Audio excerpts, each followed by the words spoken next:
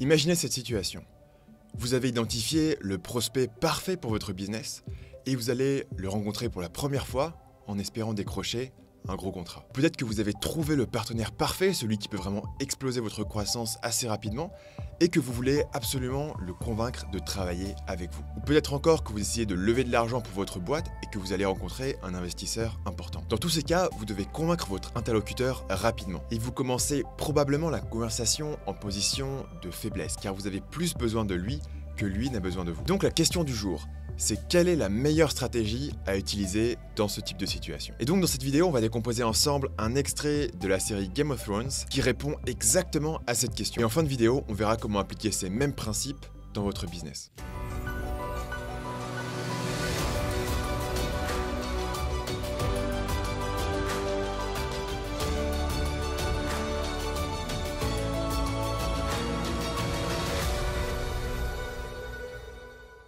Pour commencer, un petit peu de contexte sur cette scène. Vous avez deux personnages à l'écran qui sont à gauche Tyrion et à droite Bronn qui sont dans la forêt et ils se réveillent et ils découvrent qu'ils sont encerclés par une foule de personnages hostiles. Et donc on est un petit peu comme tout à l'heure dans une position de faiblesse, ils sont en infériorité numérique et ils vont essayer de pouvoir s'en sortir. L'élément clé pour comprendre cette scène, c'est le concept de framing. En français, on pourrait appeler ça le cadrage ou le cadre.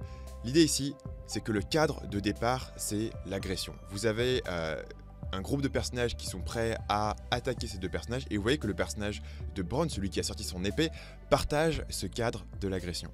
Mais Tyrion, qui est un étudiant astucieux de la nature humaine, sait que si on reste dans un contexte d'agression et de combativité, il n'a aucune chance de s'en sortir parce qu'ils sont en infériorité numérique et lui, il n'est pas super fort en baston.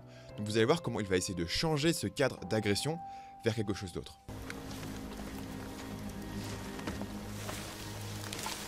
Come, share our fire. Help yourselves to our goat. Ici, il essaie de repositionner la situation d'un contexte où ils sont en train de se faire attaquer par un groupe d'ennemis à un contexte où on est simplement dans le cadre de différents voyageurs qui se croisent et il va leur donner son hospitalité et leur proposer de partager leur nourriture. Et vous voyez que dans la façon dont les autres gars sont en train d'approcher vers eux en ce moment, ça a commencé déjà à désamorcer leur agressivité. Mais clairement, ça va pas encore être assez. When you meet your gods, you tell them Shagga, son of Dolph, of the Stone Crow, sent you. I am Tyrion, son of Tywin, of Clan Lannister. Ici, il continue à essayer de repositionner le cadre puisque le gars qui vient lui parler lui fait clairement une menace en lui disant « je vais te tuer » et Tyrion fait semblant de ne pas comprendre la menace et au contraire, il se présente. Et donc il repositionne le cadre de je suis là pour te tuer et il essaye de faire passer les choses comme quoi on est en train de se rencontrer, on fait des présentations. Et comme on fait les présentations, ça veut dire qu'on est en train de commencer une conversation. Et ça fonctionne puisque son ennemi va commencer à engager dans la conversation. How would you like to die, Tyrion, son of Tywin? In my own bed, at the age of 80, with a belly full of wine and a girl's mouth around my cock. Ici, encore une fois, il repositionne les choses en faisant une blague. Donc si on fait une blague, ça veut dire qu'il n'est pas sur le point de se faire tuer. Et le fait de faire rire l'autre personne, c'est une bonne façon d'ouvrir la porte vers la persuasion parce que ça vous montre que l'autre personne est surprise par ce qui se passe. Pourquoi est-ce qu'il est surpris? Parce que Tyrion refuse d'adopter son cadre, qui est le cadre de la confrontation. Et Tyrion continue à rester dans un cadre où il essaye de créer une relation avec lui, ce qui crée cette déconnexion et ce qui se crée cette idée d'humour qui va, vous allez le voir, commencer à ouvrir l'esprit de son adversaire. Take the half man.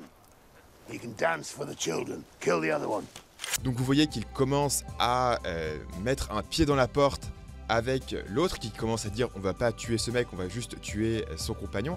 Et là vous avez un geste qui est très subtil mais très intéressant. Vous allez voir que Tyrion va essayer de désamorcer l'agressivité non pas des ennemis mais de son partenaire. Parce qu'il sait que si son partenaire commence à se battre contre les ennemis, eh bien il a renforcé le cadre de l'agressivité. Et pour le moment, pour Tyrion, la priorité principale, c'est justement de désamorcer ce cadre et de remplacer ça par un nouveau cadre qui peut ouvrir la discussion et qui peut ouvrir la négociation.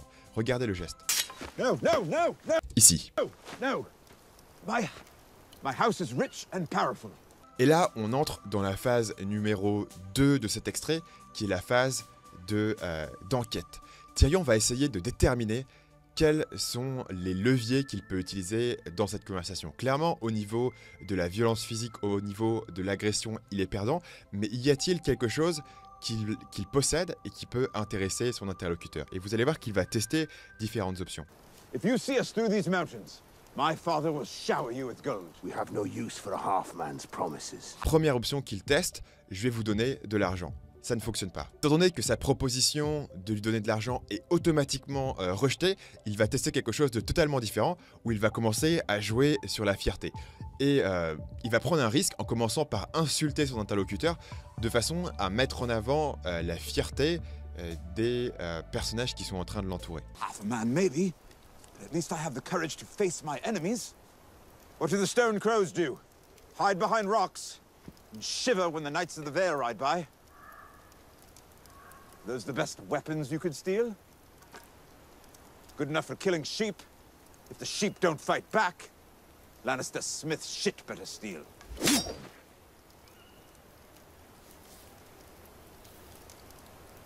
You think you can win us over with your trinkets? Donc ici, on vient de voir deux choses. Premièrement, il a joué sur la fierté en accusant cet adversaire d'être peureux et de se cacher face à leurs ennemis. Et ensuite, il a suggéré que la raison pour laquelle ils sont aussi faibles et ne sont pas capables de s'opposer à leurs adversaires, c'est parce qu'ils ont des armes de mauvaise qualité. Et il va leur suggérer qu'il peut leur fournir de meilleures armes. Et encore une fois, comme avec son offre précédente sur l'or, son offre est rejetée.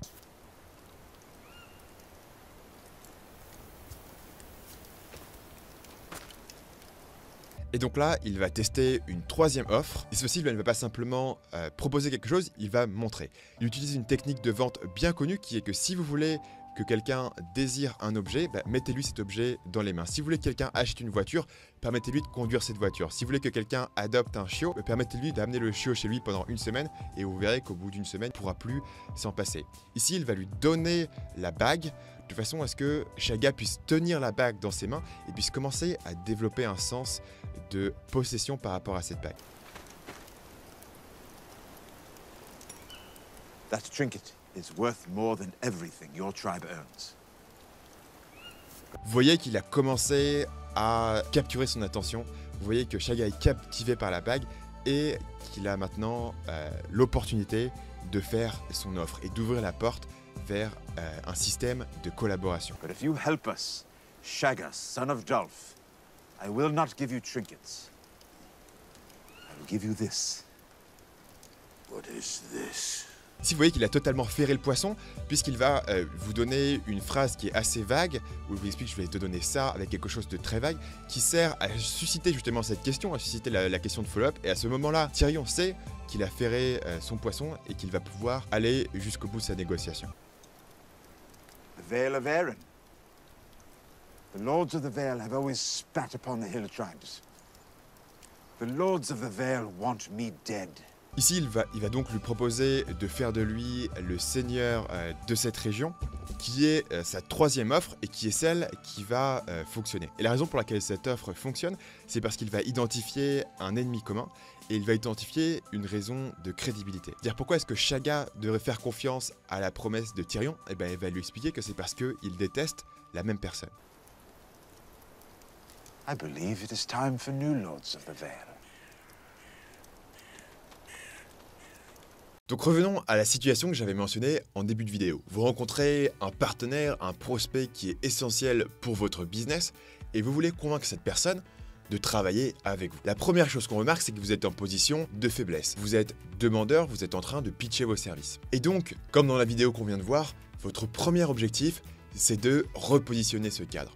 Vous voulez repositionner le cadre qui est à l'origine j'essaye de vendre mon produit, mon service, mon idée. Et vous voulez repositionner les choses en disant que le nouveau cadre, c'est je veux voir si mon produit, mon service répond à vos besoins. Vous voulez changer le cadre de vendeur à conseiller. Ça a 3 avantages.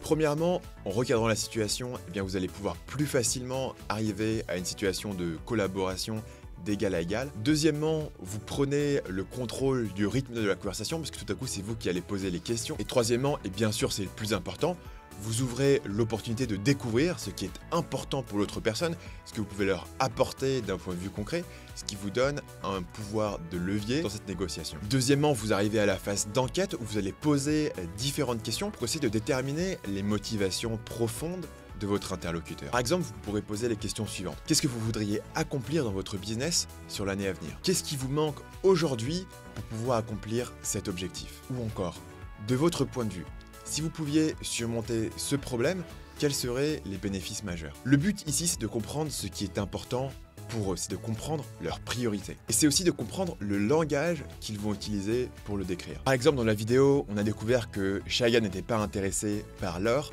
mais il était intéressé par le pouvoir, par la vengeance. Et troisièmement, une fois que vous avez découvert ce qui intéresse votre interlocuteur, vous arrivez à la phase de coopération. À ce moment-là, vous pouvez commencer à dire, selon ce que vous m'avez dit, vous allez vous mettre du côté de votre interlocuteur. Par exemple, vous pourriez dire, voilà ce que je pense que vous devriez faire, voilà les risques que vous devez éviter, voilà les choses importantes que vous devriez regarder pour avancer dans votre projet. Et peut-être encore plus important, c'est la phase où vous allez vraiment adopter à fond cette attitude de conseiller. Et donc vous devez être prêt à expliquer à votre prospect si votre produit et service ne répond pas à son besoin. Et la conclusion, c'est que via ces 3 étapes, vous allez changer le cadre de « je suis un vendeur de tapis qui est là pour refourguer ma marchandise » et vous allez passer à « je suis un conseiller qui est là pour vous aider ». Merci d'avoir regardé cette vidéo jusqu'au bout. Si vous aimez ce type de vidéo, j'en produis une toutes les semaines, alors vous devriez vous abonner à ma chaîne YouTube en cliquant sur le bouton qui se trouve à gauche. Et si vous faites du marketing web en général, j'ai créé un guide que vous allez adorer qui s'appelle le guide ultime du site web persuasif, qui vous explique comment utiliser toutes les meilleures techniques de persuasion sur votre site web et qui rassemble le best-of de toutes mes vidéos YouTube. Vous pouvez télécharger le guide qui se trouve en dessous de moi. Et pour finir sur cette vidéo, je voudrais remercier la chaîne américaine qui s'appelle Charisma on Command qui m'a mis la puce à l'oreille sur l'extrait que vous venez de voir aujourd'hui. Si vous avez aimé ce style de vidéo et en particulier si vous voulez voir plus de vidéos sur Game of Thrones et sur Tyrion Lannister, j'ai plein d'autres idées de vidéos qui peuvent toucher à ce thème. Je les ferai si cette vidéo que vous êtes en train de regarder fonctionne bien. Pour ça, si vous avez envie d'avoir plus dans le même thème, la meilleure chose à faire, c'est de me laisser un pouce bleu sous cette vidéo. Ça permettrait de savoir que vous êtes intéressé par ce sujet en particulier. Merci et à la semaine prochaine.